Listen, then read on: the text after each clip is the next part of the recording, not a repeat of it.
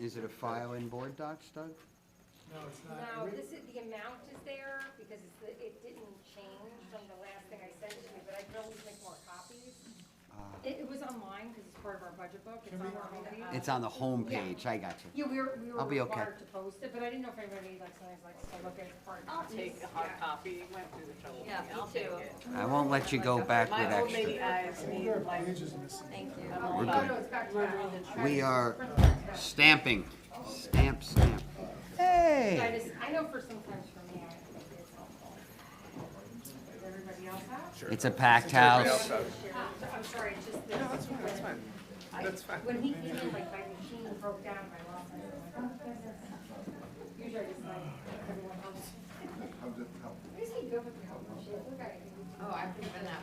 I used to fix all the copy machines. I used to. And Doug, we're moving up item 7A up ahead of everything. Appointments. It's already up there. It's first before like student report? Yeah. Ah. Announcements, appointment. Okay, we got appointments twice.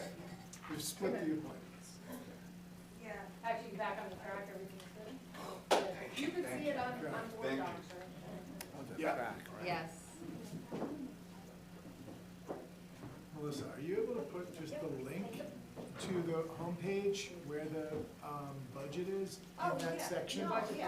Just so that people who log on know where to find it? We're ready. Okay, all right, so we opened the meeting about an hour and a half ago in executive session, so welcome to the 19th, 2022. Strong start, Doug. Throwing a long night. Board of Ed meeting. And pull up this agenda here. Okay. So we'll kick off the meeting with just some quick announcements from Dr. McCursey, and then we will move forward with a very important appointment. So. Right, so to make sure there's plenty of time for the appointment and other reports later and the board work on the budget, let me just direct people to the posted announcements on the page, some of which I was going to hit in my highlights in a few minutes. So it's a series of things regarding Family University, musicals, and a whole series of test dates, plus your next board meeting. Okay, great. So we are lucky to have a new appointment here with us today. We don't always get our appointments, but we're lucky enough to be able to quickly interview and chat with a new appointment for an assistant superintendent at Farragut Middle School. Excuse me, assistant principal at Farragut Middle School. Not to confuse.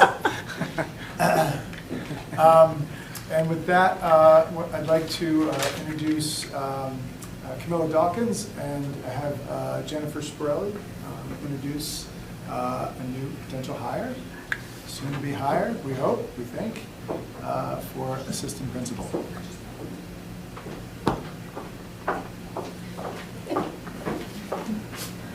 Camilla.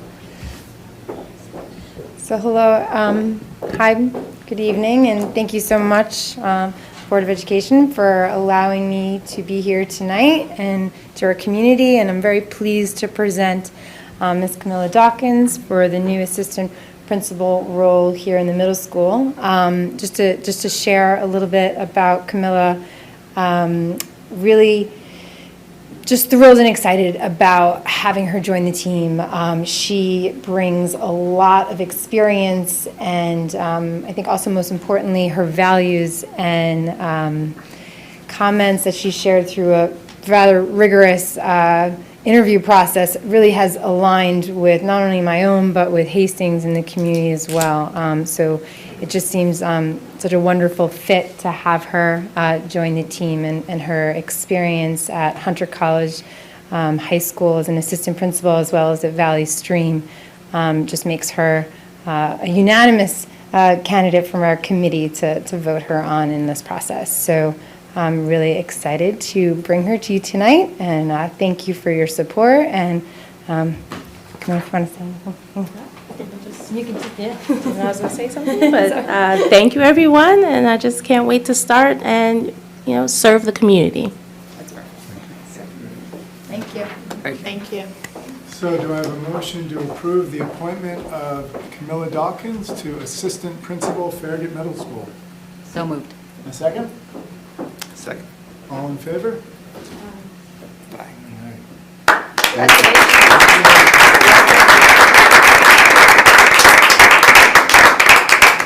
Welcome. You're more than happy to stay for the meeting or part of the meeting or any portion of the meeting, and I know that you've got a lot to do and you're both busy, so you're also more than happy to leave, and we will not take it personally. Yeah. Good night. Good night, congratulations. Okay. Did you want to do a COVID-19 update? Yeah, I can do the Yeah. district highlights quickly. Yeah, So first highlight is it's such a signature moment for Hastings to have that type of Ms. Dawkins' talents. Is the board got to know her a bit in executive session, and she, which wasn't spoken to here, but it's important to emphasize, 90+ people applied for the position. Very, very competitive process, very thorough, multiple interviews, and as she herself said, maybe most compelling were the interviews with the students, who also rated her very, very highly. So we're very enthused to have someone of such caliber wanting to work here, and thank you, board, for endorsing her, because I chatted with her in the hallway and she is quite enthused, and come July 1 ready to be here and be here long term. So we will work on that. There are a series of highlights. As you know, I like to list a series, and then I do want to do, we can't get away from it, do want to do a little COVID update. Family University will begin tomorrow from 6 to 9 p.m. It will be virtual. All this week, second update, Hillside Elementary students are honoring, marking, celebrating Earth Week with a variety of activities, finding ways to be good citizens of the planet. So I want to take my hat off to Hastings to be, even with our youngest ones, way out front on this essential issue. Third update, these are Renaissance updates. They cover the universe of what the towns are here. About 50 Spanish and French level 5 students will be presenting their passion projects to level 2 students, family, faculty, and the community on Thursday evening next week. Fourth, and I've been advised to be ready for this, the high school musical Footloose is coming up this weekend with evening performances on Friday and Saturday and a Sunday matinee. Fifth, the high school AP art show is Wednesday of next week in the Lloyd Library. I told you this was Renaissance. Sixth, the high school's academic challenge team, as I've written about in my letter just before the break, will be hosting the Westchester Regional Competition here next Saturday. And if you didn't read the letter, you now get the punchline, which is they are 2 times national champion and looking to defend that at this go-round. Seventh, and this is now featuring an individual teacher, our high school Spanish teacher, Stephen Lopez, will be presenting at the Powerful Educators Spring Conference this Saturday. POWERFUL is an acronym, but it's educators to bring world language teachers together to share their best practices. And Mr. Lopez will use a novel that he's written as an example of work.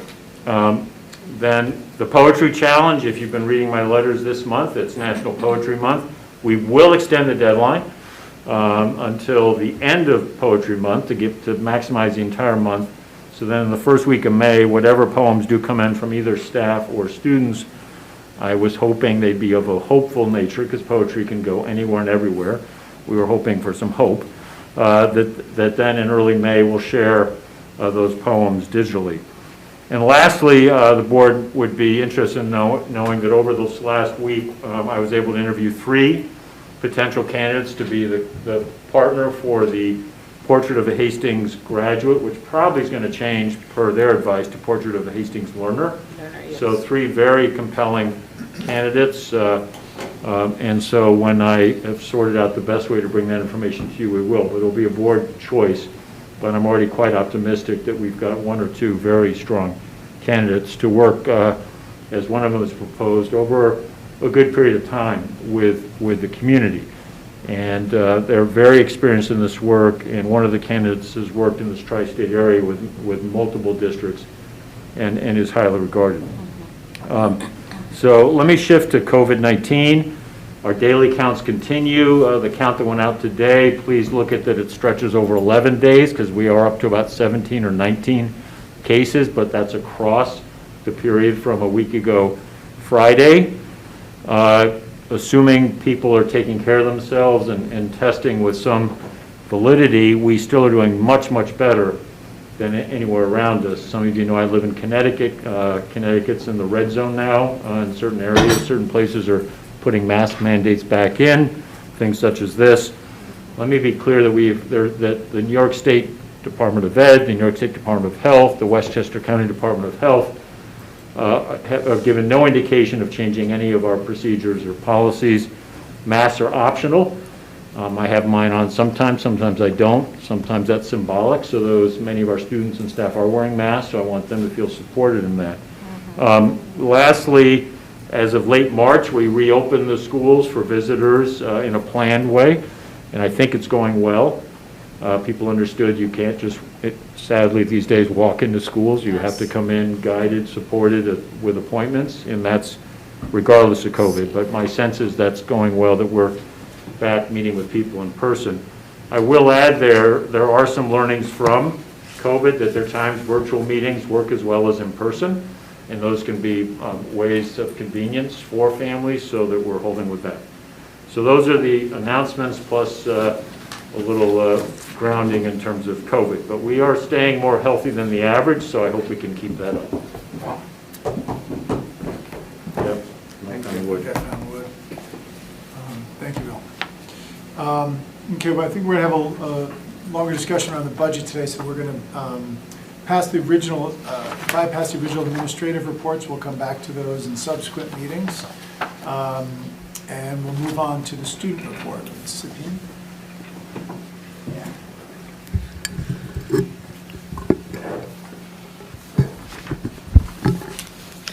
Okay, good evening everyone. I hope everyone had a safe and relaxing break. During the break, many seniors visited colleges. Lots of universities held admitted students days with the hopes of influencing students to enroll. For seniors, internship forms are due this Friday. After that, everyone will have their internship plans in place. There will be a pep rally this Friday, April 22nd, in celebration of the spring sports teams.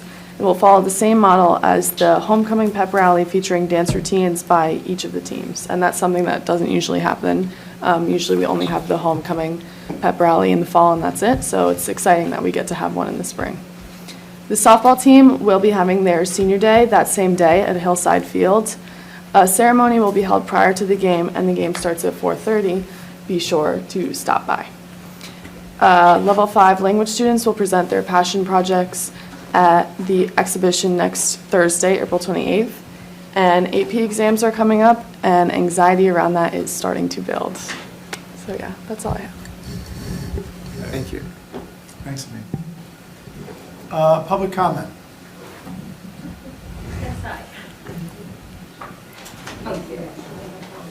Oh, yeah. Hi, everybody. Sorry, I'm going to read off this, hence the glasses. I'm Nikki Weinstein, and thank you for this opportunity to speak to you. I'm speaking on behalf of more than 70 parents who are concerned about the 5th grade for next year being reduced to 5 classes. We very much appreciate your response and the explanation of the expense involved in keeping the grade divided into 6 sections. And I'm sure that finding the money for important items in the budget is an enormous challenge, and you all take it on voluntarily, so thank you. Still, while I recognize the challenge of finding money in the budget for an additional section of the 5th grade, I think it is essential, and I am here tonight to express that. In our collective letter to you, we reference some statistics that make it glaringly clear that smaller class sizes are associated with better academic and social emotional outcomes. But tonight, I'll tell you a little bit about my daughter, who just this year began to really like school, thanks in part to her personal connection to her 4th grade teacher. My daughter is a kid who always looks like she's doing just fine.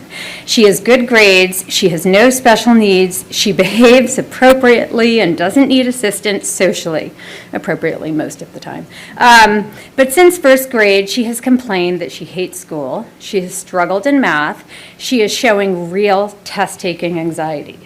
None of these things are out of the ordinary or insurmountable challenges, but because she has a wonderful teacher who has seen her need to build her confidence in certain arenas and to be celebrated for her successes, she has given my daughter what she needs, and my daughter has thrived. If that teacher had been spread thin with too many students, my daughter is exactly the sort of student who would be overlooked, because in an overburdened classroom, attention goes to the neediest students first. This group of parents, the ones for whom I speak, worry that students like my daughter are the ones who might fly under the radar for overtaxed teachers, and we especially worry for the students who need a little extra attention, and there are many of them. Despite the challenge in doing so, we continue to ask that you reconsider the plan for 5 sections and that you add a sixth section to the grade. Thank you for your time and consideration. And thank you. Thank you for all you do. Thank you. Thank you. Okay. Do I get to listen to you talk about the budget? Yes. Yeah, if you want. Listen to us talk about everything. Okay, great, okay. You'll be underwhelmed. Okay. So let's move on to discussion of the school budget, after which we will have a vote to vote on adopting the budget, which will then in a month go to the public to vote on. So let me open up the conversation around the current budget. And for anyone watching at home, there's now a PDF of the budget book underneath 6A in board docs. So let me open up to the board and see if anyone has any points of discussion around the current budget and thoughts about its adoption.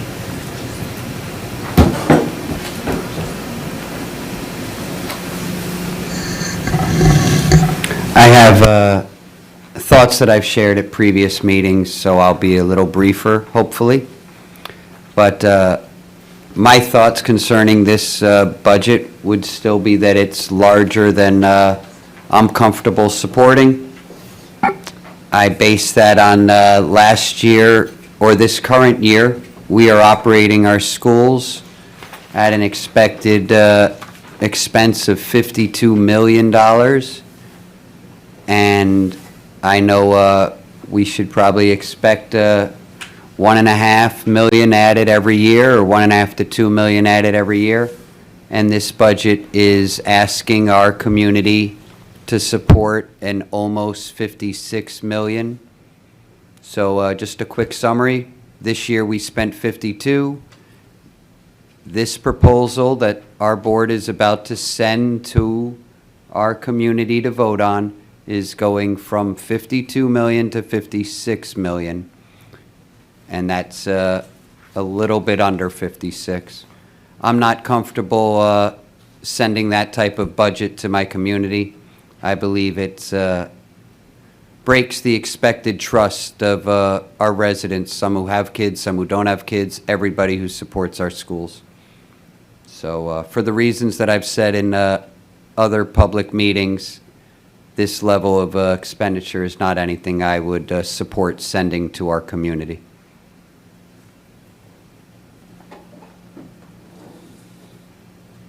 If I could add some texture just to what Jeremy said.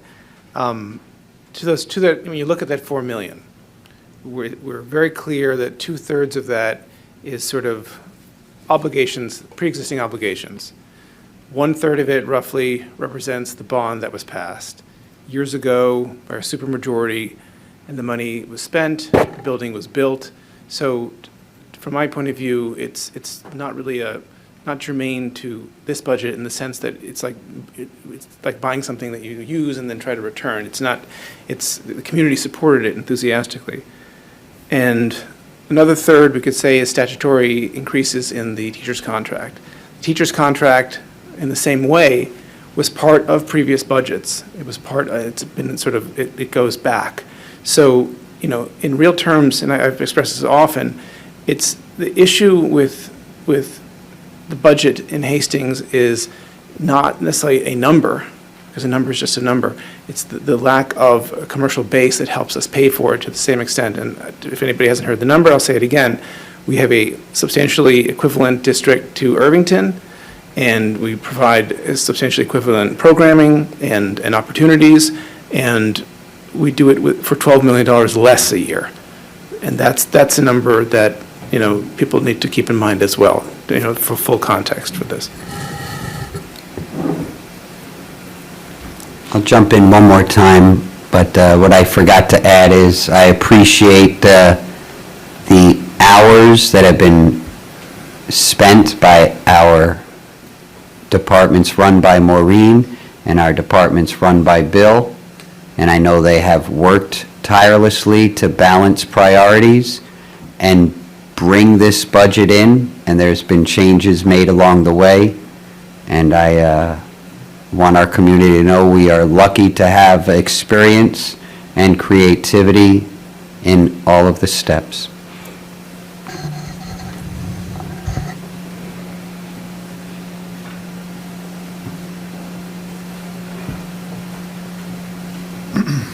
Other board members have any comments they'd like to make?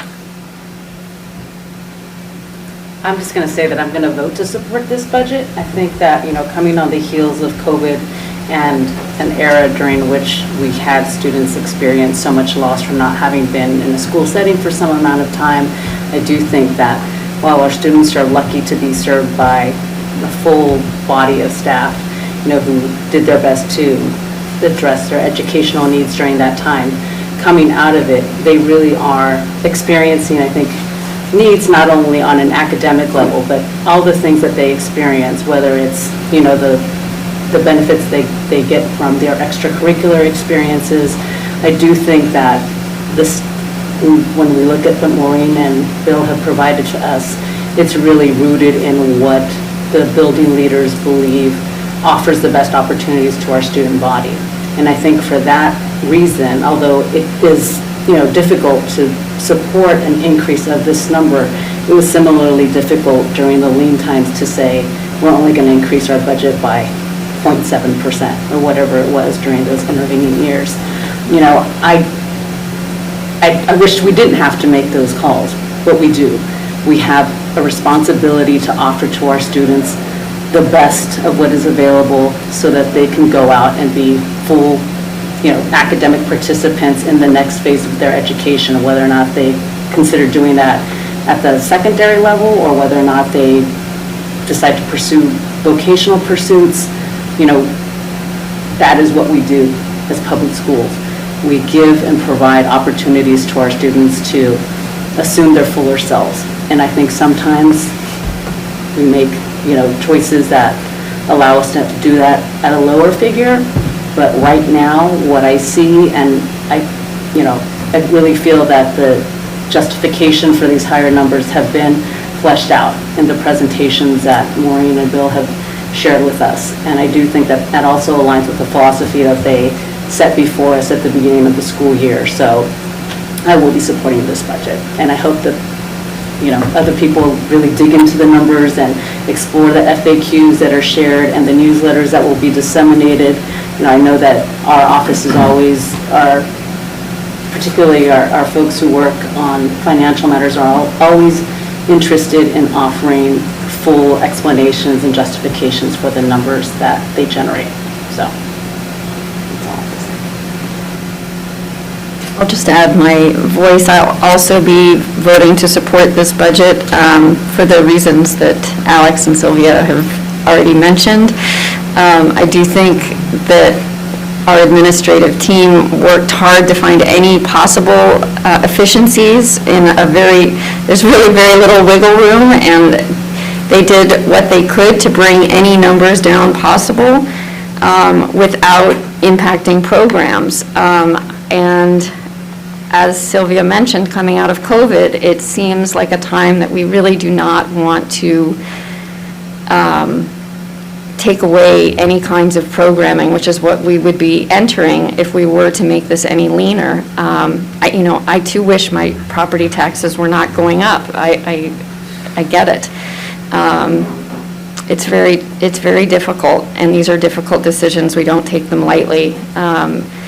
I do think the justifications are out there, and as Sylvia mentioned, there is a lot of material online to go through.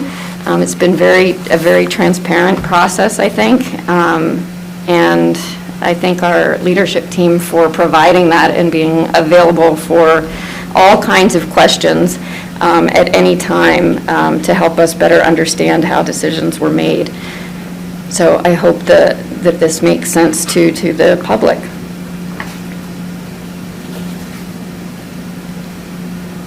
Yeah, I'll share some thoughts. I mean, not categorically too different from what others have shared. 5.91% is a big number. I mean, there's no way around that fact. And so I think when you look at it, you have to ask yourself, is there a systematic challenge or issue going on there, or is there some things that are singular for a given year? And I think if you look at, there's been some great presentations, and I really want to thank Maureen and Bill, but you're leading a process of other budget managers, Melissa Szymanski, the building leaders, at looking at a variety of questions. You know, what is it going to take to deliver the kind of quality of education that we're looking for in our district? And I think you've teed up and you've asked those questions, and you've come forth with this budget. And what sometimes is hard to see is actually what came forth first before it ever hit the public was actually numbers even bigger than this. And so this, as surprising as that is, some years you just get caught in these really strange spots where there are bigger numbers. A third of it, $860,000, 28% of the increase comes from salary, 28% comes from the bond, 18% comes from some one-time special education costs. And those fluctuate, you know, quite a bit. I also think it's important to look at budgets, rolling budgets over time. So it's, I think, the numbers here, what was it? 2 years ago, we had a 0.73% increase in the budget. That was the year of COVID. Last year, 2.25%. I know we never know what's going to happen in subsequent years, but I think as we look out to subsequent years, 5.91% is very unlikely again. Maybe it's in the 2 to 3% range again next year, so they fluctuate. I'm very hesitant as a board member to make cuts in a single year operationally that are going to be hard to introduce back later in subsequent years. But at the same time, as Jeremy's brought up, you've got to really look at a big budget increase and question it. And as I've questioned this one, and we've gone through the many decks that you'll find online that we've gone through in a lot of detail. The FAQ, is that up yet, Bill, on the website? It should be. Okay. And a very detailed FAQ, it's up now, Maureen? I'm not sure, I have to go, that's the one. So- Well, we work with that with Fiona, so I don't have the finished products up there, so. Well, if that's not, the we can get newsletter, this. but the interim FAQ, the one we presented to the board, that would have to be up. Okay, I'll look at it on the Yeah. budget. So, well, and I think it's really important, you know, a lot of information floats around about budgets during budget time, where people pick up on individual lines or the individual narratives in the community. And what we really try to do is take all the questions that we receive, compile them into an FAQ document. A version might be up on our website. If it's not, it's going to be going up in the next couple days. Plenty of time for the public to visit and read up on some of these questions and the rationale behind why decisions were made. But I feel, while not, I can't say I feel comfortable with a 5.9% increase. 5.68. 5.68, okay, so the most recent one on here says 5. I mean, I'm going for every country increase. It's 5.68, I'm sorry, does it not, it says that on the one. It kind of like gets blurry on the screen. 5.68, okay. Yeah. For some reason, the one I had pulled up, the most recent said 5. I thought it had different, that's what's Yeah, funny. So 5.68 is still a big increase. I'm going to vote yes for the reasons, you know, that I've shared, that I see this not as a standard budget increase going forward, but as something when it smooths out over time and you get these bumps. And the places where we would cut operationally, I don't feel comfortable cutting. So I'm going to vote yes for this budget. Okay, good evening, everyone. Obviously, we have 4 yes votes, so it doesn't matter what I say. It looks like this is what is going to happen. But I have a few things, if not a lot of things to say, but I was trying to type it out so that I'm more succinct. I first want to thank Dr. Makesi and Maureen and Dr. Samansky and Melissa and everybody at the central office. I know that you've worked really, really hard in doing the best that you could. I know for a fact that some of the decisions have been because you are striving to make Hastings the district that will maintain its academic standards in terms of the stellar academic aspect that we are all trying to reach, that parents are dedicated to have for their kids, especially in this district. Parents taking other things outside of the district to make sure their kids are doing well, because the academics means a lot to them. So I know that all of you share that as well, and I want to start by thanking you all for that. But I also know that this increase is something that seemed to be peculiar for Hastings in terms of comparing it to other Westchester, Putnam. I also am thinking of our residents that are 50%. So I have this information that is on our village website. And this is something that was done quite recently, the ownership affordability. I know we've been discussing the budget, and I've talked about being part of the Youth Council Board. I've talked about the need that has increased in the residents who are paying to support whatever budgets that we are proposing. There has been an increased need in just everyday things, from food to sanitary pads. It switches, and again, I sit in the board, so I know those needs. And so my concern is that this is going to add to the burden that the community already faces. This is data that is public data. The ownership affordability for Hastings, it says that the annual income needed in Hastings, as things are, is $340,000. But the median owner household income is $149,000 household. So 50% of our residents are even not where the annual income needed in Hastings. They are not even there. It's $149,152. This is public data, so I'm not saying anything that you cannot check yourself. That being said, I also know that from what I have seen with the budget, there is no other place that I can sufficiently see a huge cut to reduce it. And if anyone knows me, I don't say no to something without giving a suggestion, and I cannot fully know where I can get that suggestion. I talked to Jeremy, because I know he's a financial person, and I can't wrap my head around it. So I'm saying all of this because I am not just sitting here trying to have a blind eye. I know the needs of my community, but I just don't see where. And if anybody knows where, and frankly speaking, we can all say right now the vote is yes, obviously, because 4 people have said yes. But at the end of the day, it's the community that is going to vote. And even we can say yes and it will become a no.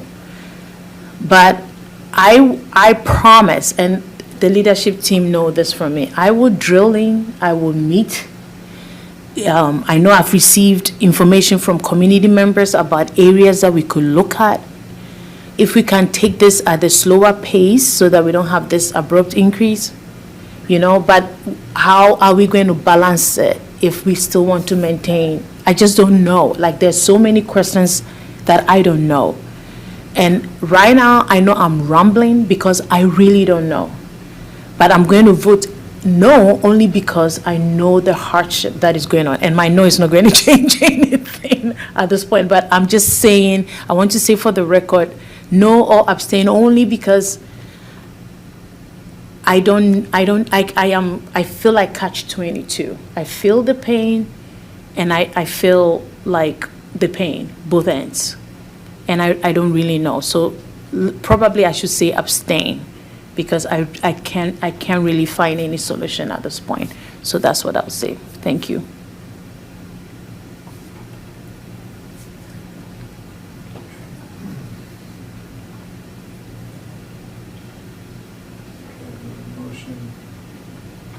A motion to approve the 2022-2023 budget? So moved. In a second? Second. All in favor? Aye.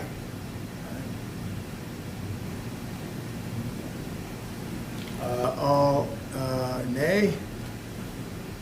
Yeah, sorry. Nay? I've raised my hand twice, yes. So, sorry. Nay on record, yeah. For the record, yes. Okay, great, thank you, everyone.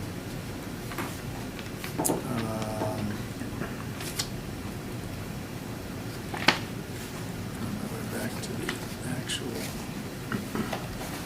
agenda. Okay. Business items, 6B. Does anyone on the board have questions about business items under 6B?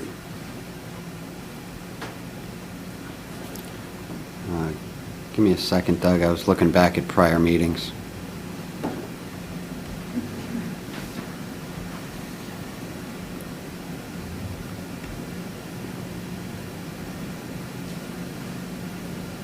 Is this where I'm looking for info on where we're going to add 2 more school closures? Is that in business items here? Or is that in modifications to the calendar? That's down the list, and it's a standalone item. That's a standalone item. Thank you. Okay. Thank you both. Okay, any questions? Items 1 through 5 under business items? Do you have a motion to approve business items under 6A, items 1 through 5? So moved? A second? Second. All in favor? Aye. Okay. Do I have a motion to approve 6C, placements and/or services for CSE and CPSE? So moved. A second? Second. All in favor? Did we get that? Did everyone? Yeah, vote in the affirmative, sorry. I keep. Personnel appointments. We've got 2, and we've got 2 leaves of absence. So 7A through C, do any board members have any questions or comments?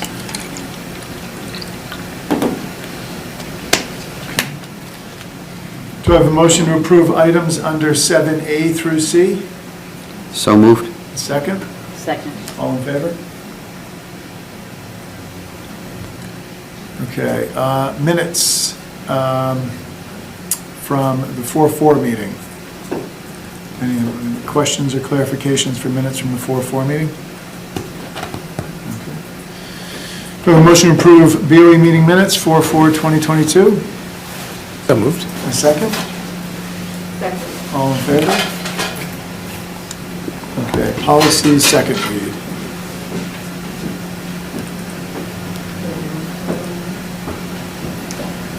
Alex, do you want to? Well, we went over the content of these changes. Let me Right. just pop into this 1 second. This is the second read, so nothing's changed. Nothing has changed on these 2. It's policy 8505, charging school meals and prohibition against shaming. We did some revisions to make the programming of meals work better and more efficiently. Policy 2210, annual organization meeting, we kept that because we thought it was even though not strictly policy, it was a large body of information that was important in order to make the organizational meeting function and cover all the topics it needed, so that's all. Anybody have any further comments or questions on the policies during the second read? Yeah, I just wanted to say that in terms of the school meals, if there's any community members that need to get the reduced price meal services, you should officially do that because there is a way for that to accommodate the needs that families may be having, and it's all part of it. Thank you, Maureen, for putting all of this together and bringing that awareness more to the community. And those that can afford it that are in pain should please do so as well. But, I mean, this is a really well thought out policy, so, yeah. Maureen, I just had a question about the meal balance. Like, part of the policy says that parents shall be discreetly notified of student account balances regularly. How does that happen? We Because send just a bill home each month, like a statement. Or every other month, depends on like the balances. Okay, so it's like a hard copy that Yeah, they yeah, get it's by just a hard US copy mail. bill, yeah. So it's not something that they would just automatically get sent to their email or something. I'm just trying to No, figure out how we people have to put it, keep like, abreast yeah. of. No, we do. I think that, and we find that works best because to your point, sometimes like in an email, you just get so much and then also we don't know, like this one too, it'll say to the parents of, so it's not something that would be opened by anybody but the parent. Hopefully, but we know most of the people don't know that. Yeah, we find that works best for this. Sorry. I have a clarifying question. Can parents do automatic payments? Yes. Okay, they can, okay. Yes, so if you choose, which you do not have to, but there is an option to either have your credit card either automatically charged to add money to your child's account, and that, if you are using that service to add money to your child's account, you can also receive an email, like you can have it set up that it'll either send you an email for notification, but some of our parents either choose to send it in check, like we have kids come in all the time, and because if you're used it before, may be aware that the company, when you use a credit card, does charge like a fee, because it's like a third party. So, a lot of people just choose to send it in check as well. So then if they do that, they wouldn't get that email notification. That's why, like, we do it both, like, either. We still send the statement home, just in case they miss that.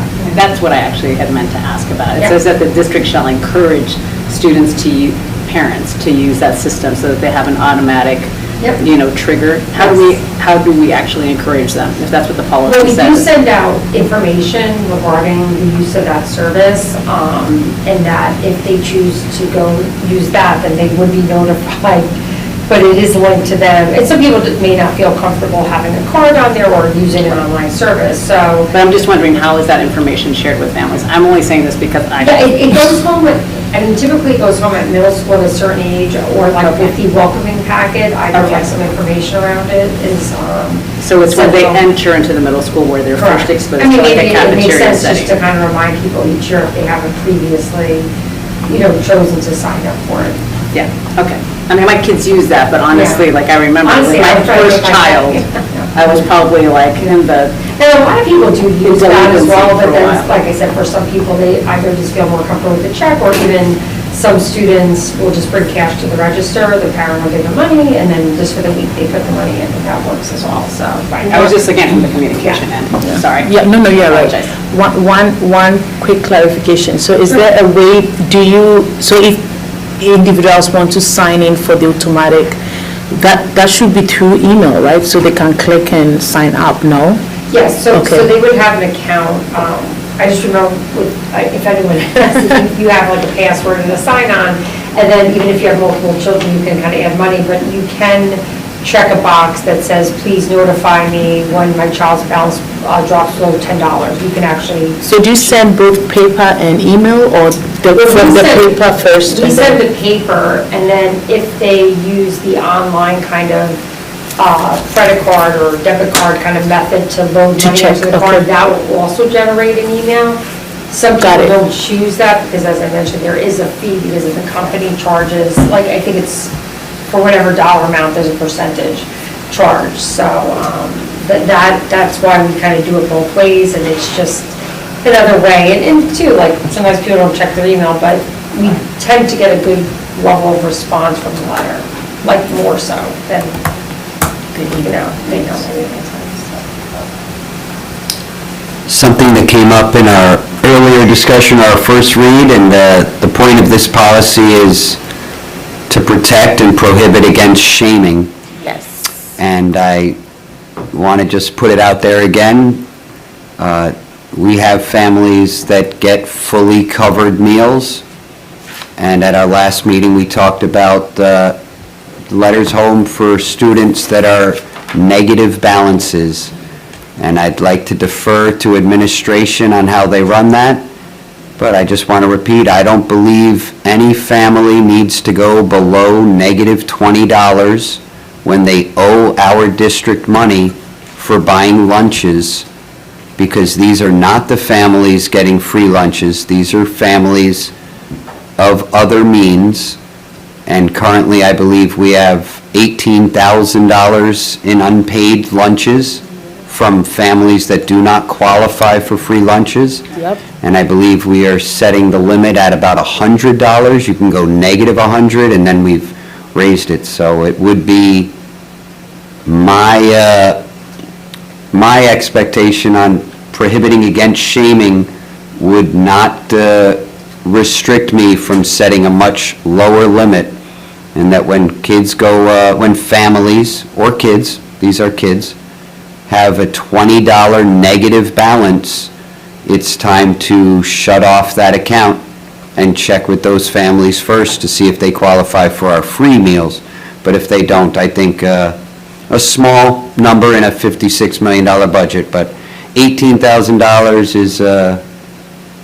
is a concern to me, even if it's small. Yeah.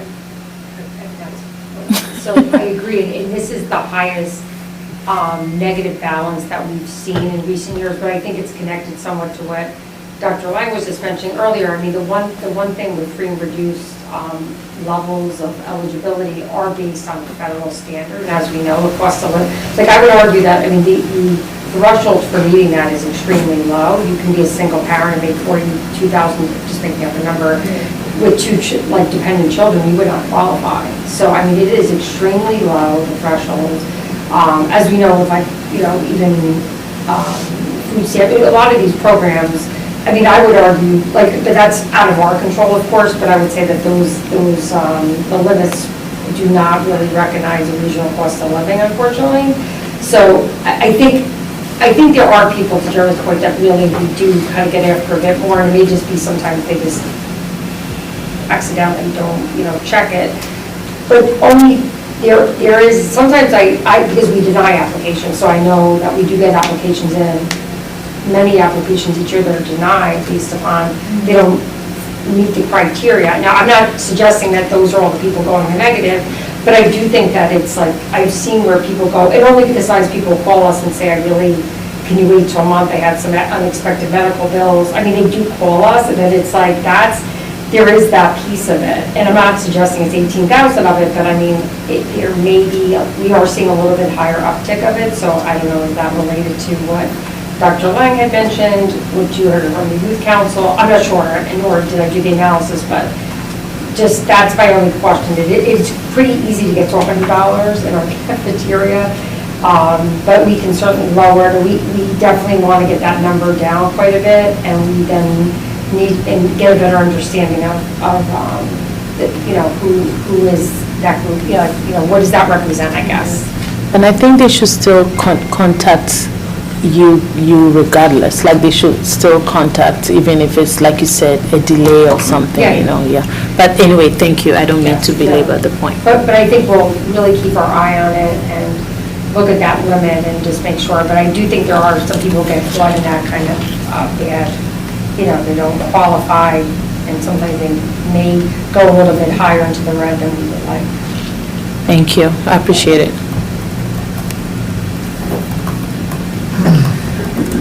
Do I have a motion to approve policy 8505 and policy 2210? Second? Second. Well, I should say, are you okay voting on together? Okay. All in favor?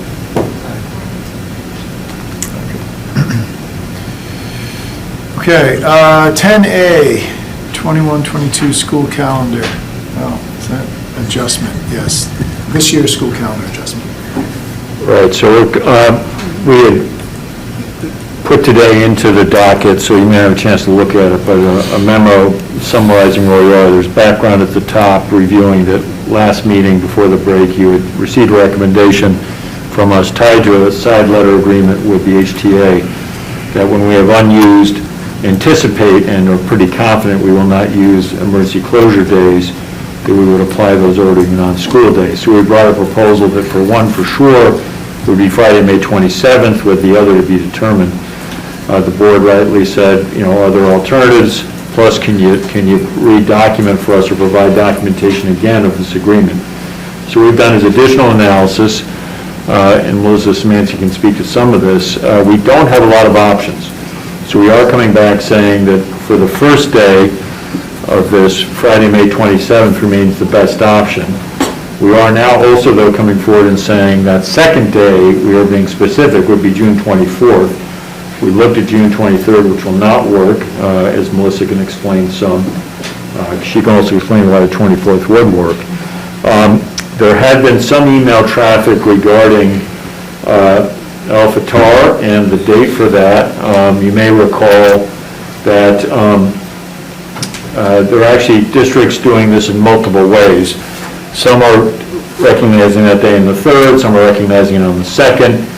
As of late this afternoon, there's some understanding that maybe New York State put out a different date, so numbers went with that as opposed to the 2nd. So we aren't necessarily recommending this because it's very late notice, but conceivably you could have the 2nd be one of those 2 days if you want, but you're only giving families 2 weeks notice on a 4-day weekend, which could be a hardship for a number of families. So, but I did want to tuck that in here just so you can look at things.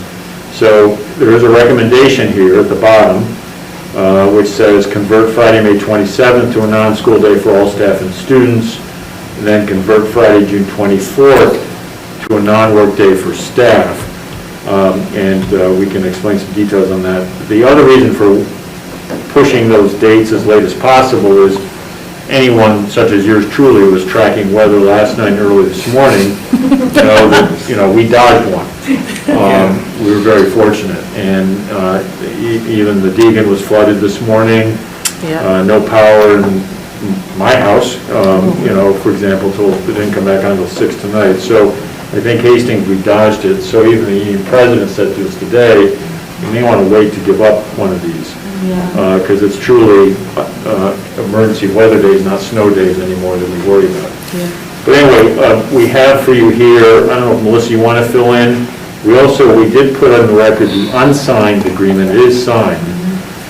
So we just posted an unsigned one. So let me stop, but first, Melissa, if you want to provide any clarification, and then let the board discuss this. Sure. I wanted to respond because at the last board meeting, Doreen had asked if June 23rd was also an option at the end of the school year. So we took a look at the Regents testing, and there is an exam that day. And so that would not be a viable option for us because it would impact a small number of students. The 24th is Regents rating day. And so I want to say thank you to Lou, who actually immediately reached out to BOCES, Southern Westchester BOCES, and had actually put a call out to State Ed and beat me to it, so he was on top of that. State Ed actually, the person that he spoke to actually really didn't know if it was okay if faculty didn't work on Regents Rating Day and was looking into it. And in the meanwhile, so again, he had reached out to Southern Westchester BOCES, spoke with one of our colleagues there who did do the research, and they're very much connected with certain people at the state level, and said as long as we've met the 180, 990 requirements, the board can vote to amend the school calendar to make Regents Rating Day a closing day. There are some logistical challenges that would affect our administrators. However, they are completely open to working together on that. We think that that as the secondary day would be a very good option because students are already not in that day, and so there would be less impact to families. So I did want to add a little bit of flavor there. And again, the other option, which Bill spoke about, was that May 2nd day, but that's right around the corner, so we have a smaller runway of lead time for families to know about that. So we are remaining with our recommendation of the 27th, and then that last day of school for the faculty as being the two that we recommend.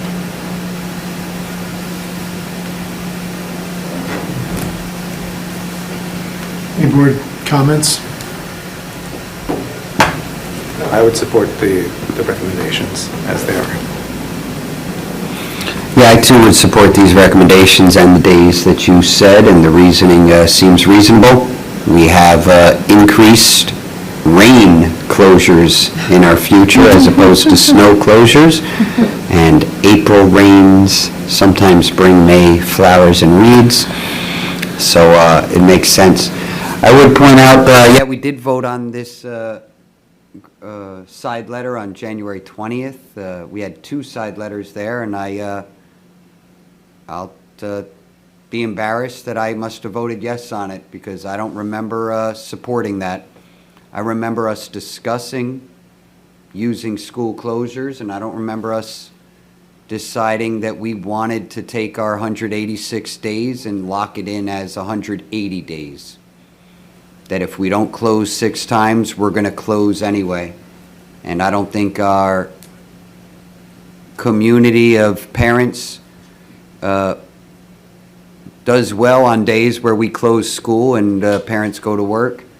So I would just like to put it out there. The side letter makes it quite clear that this agreement is not precedent-setting, not to be used in any further negotiations, and not to be introduced for arbitration, because I will say this is definitely something that I do not want to see again in our calendar. I would not support it. I believe our students get 186 days of school, and if Mother Nature takes some of those days away, we don't have to make them up. But when Mother Nature does not take them away, and this time we close 4 days, the idea that we needed a closure must have made sense this year. We had teachers again working in our building in front of enclosed spaces, students who were not vaccinated. And this year was challenging, and if this was a side agreement to get other issues done, it seems to maybe make sense for this year. I don't think it makes sense for any year moving forward. I think the school calendar should be Labor Day to June 24th almost every day. It sounds like 186 days. And if ever we get all the snow on the weekends, I think parents want the kids to go to school so they can go to work, so the kids can get extra days, instead of this idea that we don't want kids to get extra days. When we talk about learning loss and all this, it's like there's 2 days that we didn't close, and we're going to then mandatory close. I'm very happy to see that this is not something that will continue automatically, and I hope I'm correct on that this will not be a part of any future agreements we have in our community. I also support it based on the explanation that was very clear. And I just hope, I think your sentiment is what the leadership team, I personally think they share, being student-focused, student-centered. It's about the academics excellence that we all want our kids to have. So I support it, not as a something that we are going to continue. So yeah, thank you for the work you put in to try to adjust this. We have a motion to approve the second review of adjustment to emergency closure days for 21-22. A second? Second. All in favor? If I may ask a related but different question is, we had scheduled the 3rd as the day off. I mean, my recommendation is to stay that way. I have been in communication with Lisa Brady, who, as you know, is the superintendent of Dobbs Ferry. That's the only other district of the quads that actually had given a day off in honor of that important religious day.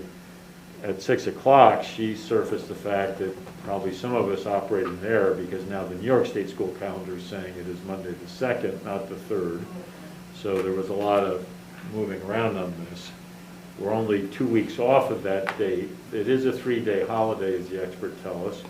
We do have schools honoring it on the 3rd. We still have schools honoring it on the 2nd.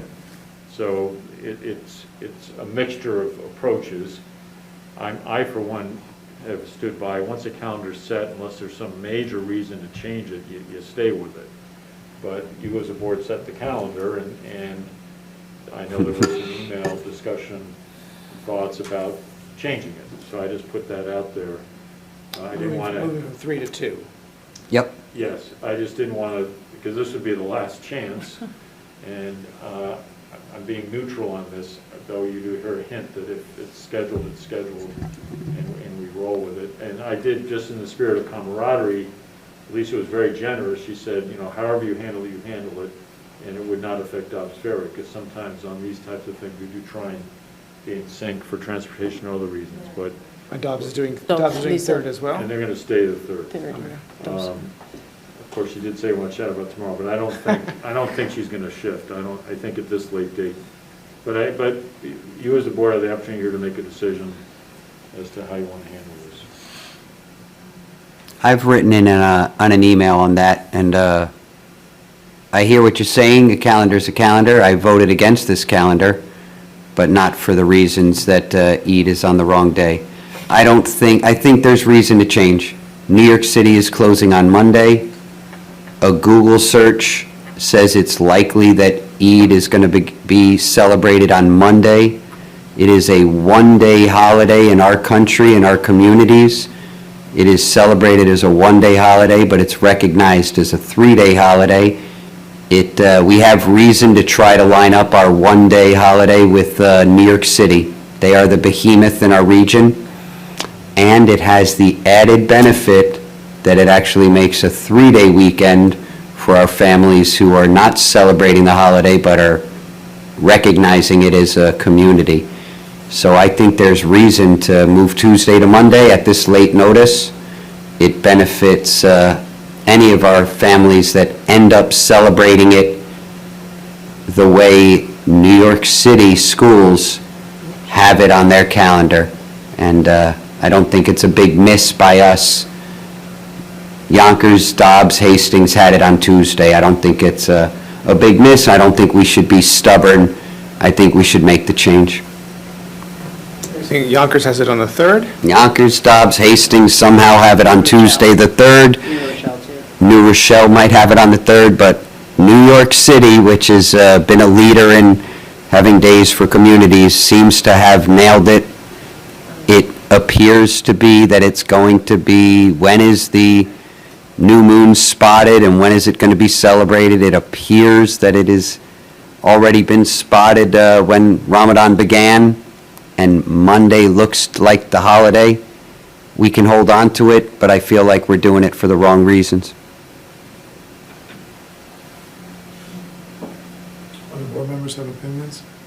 I mean, I think if it's on the wrong day, so to speak, to Jeremy's point, it's, you know, it's open for discussion, but logistically, you know, it's also a big question. I mean, I defer to Bill's judgment that it's maybe not the best idea to change the calendar at a late date, and we just have to, you know, work to get it right next year. So So, I mean, for a point of clarification, I mean, it did come up in our meeting today, Melissa. One logistical piece is when you your attendance Monday from students might be an issue when you put up, so you may actually affect that a little better by putting it a 3-day weekend as opposed to the hopscotch, if you might call it that. The other, though, is I don't know if there's any testing out of our control plan for the 2nd, such as, I think that came up with the union today. It looks like our middle school testing is earlier than that. There are times as I said, there are times you do change a calendar and you need to, and this could be one of those with some clarification. Lisa Brady's one of the veterans and knows how this world works, and I think she's onto a good hunch that she does think that there may have been a shift on the New York State calendar where they had it on the 3rd, because they now listed on the 2nd. So that may be the second largest behemoth around here, besides the city, would be the state. The state moved it to Monday? Yes. they New had York it City Tuesday. has it on Monday, and we're not testing our middle school students. We're doing that earlier. Yeah, so I guess, Did somebody make a motion, or we're still discussing Melissa, Are you it? still checking? Yeah, we do have an overlap, but it's with state testing that's banded, so we would just not schedule for that day. And it's makeup dates, right? What about the busing though? Yeah, we If have- if Dobbs is closing the 3rd and we're open the 2nd, I mean, we're closing the Quad, 2nd, yeah. doesn't that create Well, we already were Or having. shared busing for private schools, or just right. all of our shared All of busing? our Well, we don't share the other locally? No, we quads do. were also open though, either way. So Yeah. Ardsley and Irvington were staying they'll open. be- Oh, they are. We don't share buses for our Hillside Run. If we change it, it will impact AP testing, Oh. is what I'm Oh, reading. yeah. I'm getting some messaging. Yeah, both of my Yes. AP exams were rescheduled to the 17th because we have off on that, we're supposed to have off on the 3rd. So especially one of my teachers we kind of adjusted the curriculum as though we're taking it on the 17th because we're supposed to have off. And if we weren't off on the 3rd, we would have to take it on the 3rd, Melissa? I'm just taking a look. It's, I know we're Are getting. you asking if they could take it on the 3rd? well, it sounds like there's some, because that sounds like we're scheduled there. It's like, are we forcing her to take an AP exam on May 3rd? It sounds like, or are we able to still push our AP Yeah, exam back? Actually, both of my AP exams are the same day. Wow. So you We got could the help. 17th because the 3rd is off. Yes, the national date for it is the 3rd, but Ah. because we're off on the 3rd, That's it. we're taking the 2nd administration on the 17th. Right, and that's exactly right, and that's what was put in for, so that those provisions were already made. And we won't be able to have our students take it on May 17th? I don't know, I'm just Oh, it's May 17th, later. I'm checking on the Later. schedule. Later, but it's not like a, what did you understand from it? If we were open on May 3rd, are we not allowed to ask for the second provisional date? You're shifting a late date. Yeah, I mean, I think the problem is we're talking about a We 2-week already- span. And so we're trying to figure out, now So- we have these things that are not within our immediate Yeah, so I realm of think- knowledge. I mean, Jenga. so I would just say, from my perspective, I would not be supportive of moving the date, just because it's a short turnaround time, and I think people have already relied on this date being the date that's off. So that's just. So I'm where I trying to stand on understand what you were saying. Did you say you have 2 exams on May 17th? Yes, so AP Psych and AP Environmental Science. Those sound easy. Were the scheduled date for the Hastings High School students to take them is the 17th. But the national date where everyone else in the country or everyone that's not taking the second administration is the 3rd. But because we originally had off on the 3rd, we were going to take the second administration, which is on the 17th. That's right. Okay. And also, we would then need to move the exams on Monday, too, and we're not sure, we would have to call and check. Right. If we were in on the 3rd, if we could still be eligible for the 17th, we'd have to make some. So I At have that point, that's less than 2 weeks. I would not like to find that out Right. retroactively. I have a definite recommendation at this point. I think the logistics of, that I think we stay with it, because I do not want to put our students at risk Right. after all this intensive work on their APs. And I would say that then is, we double check the calendar set for this next year to make sure we get the date right. It's just Can I- chemistry. Yeah, right. It's not a math exam, Bill, it's But so- chemistry and US government. So want to these check it. logistical pieces, which are All very right. significant, I would ask the board to respectfully stay with the existing date, and we will put an extra effort into lining it up. And those other districts aren't shifting either. Dobbs Ferry is not, and I do know that's a testing reason too. I just want, just for my own head. So you don't prefer, of course, you prefer to do it on the 17th, not the Yes. 3rd. Just because my teachers have adjusted the curriculum. Curriculum Right, according, teach over that okay. So that we would have the exam on the deal. 17th, like, Good. especially one of my teachers were like really rushing to get the rest of the material in, so Okay. that those 2 weeks have added like a nice cushion for Buffer. us. Yeah. Got it, and if we should change So that, then if it changed, it would be, likely yeah, be done. pretty Okay, detrimental. so I would, just for the sake of that, because at the end of the day, it has to be. I think we want Yeah. to limit unforeseen consequences. Exactly, Do for that. our So very students, If yeah. it's already out there and Science people is have depended on Yeah. that, whether it's the students or the faculty, we're going to throw a wrench in the system. Melissa, what do you think happens to a student who's absent on an AP exam day? If we had a student who was in AP chemistry and then EID happens to be moved to Monday, May 2nd, do they miss the exam, or are they qualified to, They do have accommodations for students to test late occasionally, but ideally what happens is, we get the updates on what students need in advance, and we make sure that we schedule it, so we're not trying to play catch-up. They do have some late testing provisions that they offer, but specifically to what Sabine was talking about around environmental science, psychology, that was already pre-scheduled based on some of those and the conditions. two exams that we would That's mess right. up if we went to Monday would be US government and chemistry? I think I have a student who's Yes. taking one of those APs, so you Yeah. probably would not want me to change it. All right. I heard what Bill said, so the administration's recommending doing nothing. That's a non-vote, right? So let's move on to new business, the BOCES votes. Maureen, do you want to just give, for new board members, just an overview of the BOCES budget and what that is? Yeah, sure. So, we are required, it's not an option to be part of BOCES. I mean, we do use their services, but just to be clear, that even if we did not use any of their services as a component district, the way the state is set up, we would still have to pay toward their administrative and capital costs. And those two represent, obviously, they sound like the administration of BOCES, which includes their back office costs, and then the capital, which represents the rentals throughout the region for both programmatic as well as just administrative building costs. So each year, they were required to vote on their budget relative to those two items, because everything else would only be based on participation that you pay for. So those kind of fixed costs, all of the districts based upon the size, and within the BOCES are kind of given a piece of that cost. And next year for our budget, I think it's like $281,000. Part of what is in those costs. So what happens is that the BOCES Assistant Superintendent of Finance, like my colleague there, presents to us, and I think they present also superintendents, just about what are the drivers beyond those costs going up.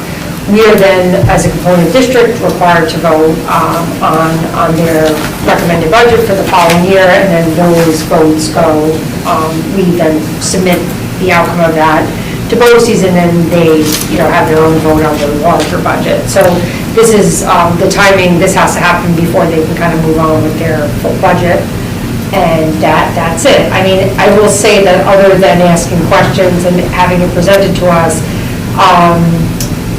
and there's times, I mean, I know with my group in particular, we've said there's different costs that are captured in this, the component budget.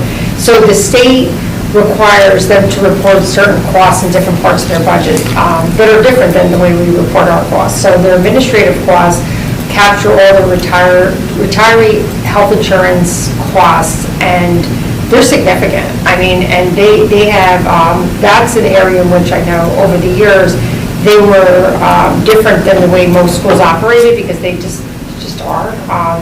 And we've kind of pushed them to a line similar to how we have our employees pay a contribution in retirement. And unfortunately, for many years, BOCES employees did not. They get 100% of employees. So as an example, we're like, well, that's fine, but we're paying it, So they did make some of those, I mean, of course, those are not things that happen overnight, they happen over time. So we are starting to see some of those changes that, when they present to us, we are allowed as a collective body, meaning my counterparts who see the different pieces there, we make recommendations or, talk through those. So, but BOCES does provide a very valuable service to us, and it is cost effective, and I would say that I do feel like the last 5+ years, or maybe even the last 10 years or so, they really made efforts to become more aligned to the districts in which they serve around these costs.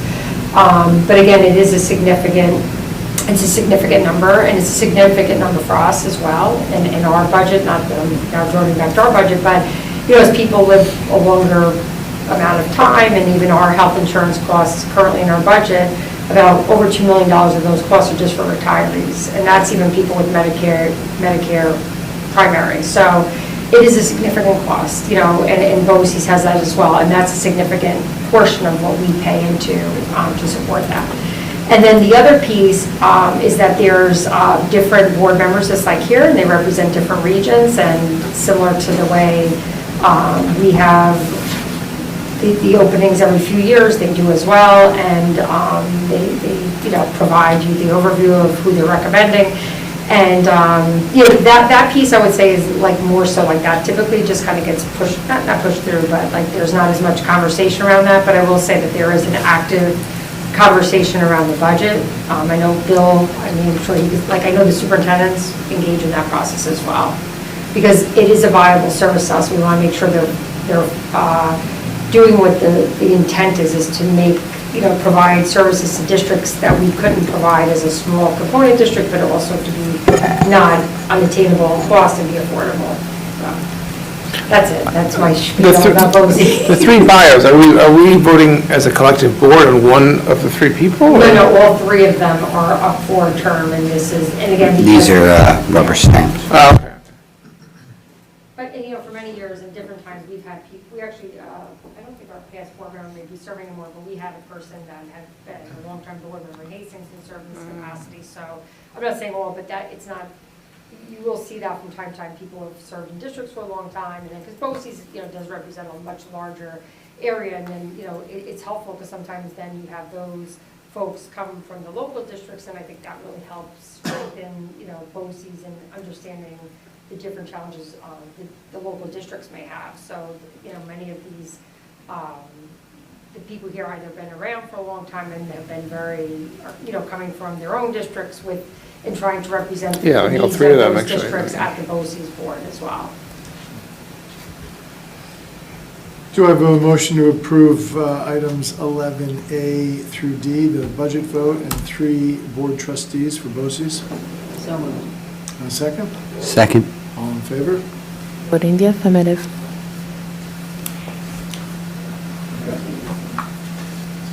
Comment? Okay, agenda review. So for the next meeting, which will be in the month of May, if you can believe it, we will have open an executive session regarding tenure.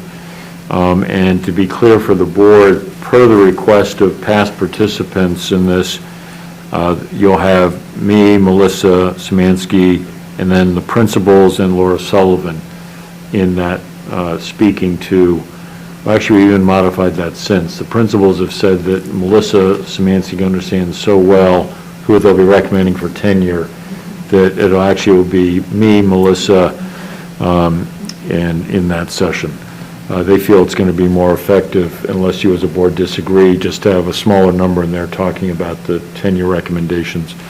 At least recently, you've had as many as 15 people presenting to you on and they all felt it was more efficient. So even this, we'll have to update Melissa D. I failed to give you that update. Now, if the board feels it would like to have the principals there, they're willing to be there, but they've given their proxy, so to speak, to Melissa, if that makes sense. Okay. And then you have scheduled a budget hearing, that's part of the process. And then you will, because you didn't get as much of an update today, you'll get a CNI update from Melissa, and then a construction update from Maureen in the standard policy committee report. So when I open up the document, it still has Lou, Jennifer, Yes, and Amy there, sorry. but they won't be showing up, right? Correct, we'll update that. That sounds good. Yeah, and then, yeah, I apologize for that's my fault, but as of 3:31, that was the plan, and now as of 4:19, we have a new plan. Yep. I could finesse that and say that I was waiting for you to agree to that. I like that. You are going to, yep, we are here to support your recommendations Okay. of tenure, and I believe the principals have already Yep. recommended them to you, and you've approved.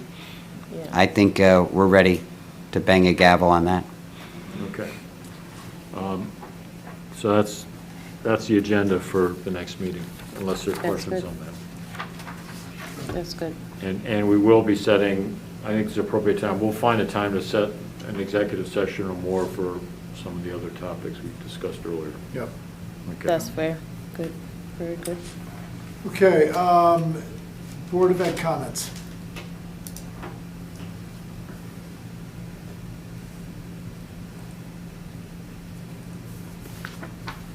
I would just say a comment. I know I've already spoken, but I just want to say this for the record, that I'm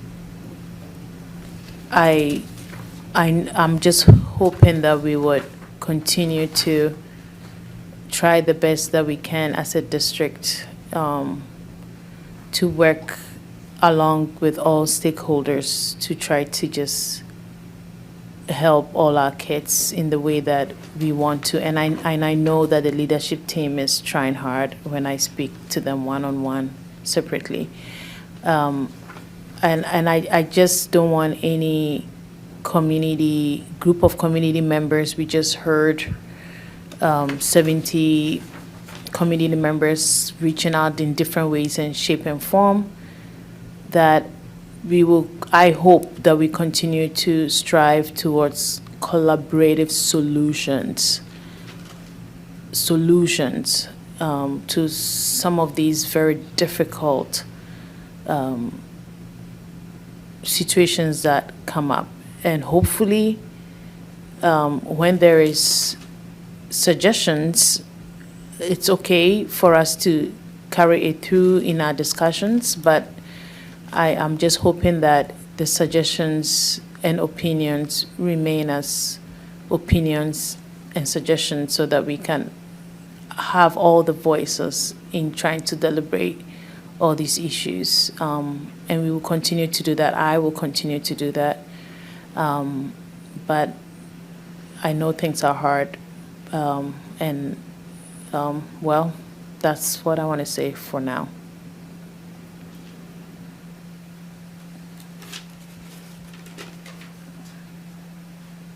I like the sound. Our next meeting's in May. You guys, the administrators and the principals and the teachers have been working long days, long hours, so here comes spring. Should we commemorate the 40th anniversary of your chess? No. But apparently we're celebrating July Yeah. 4th today. Yeah. July 4th, everybody. Today? Do you have a motion to adjourn the meeting? So moved. A second? All in favor? Vote in the affirmative. But you are correct. 40 years ago today,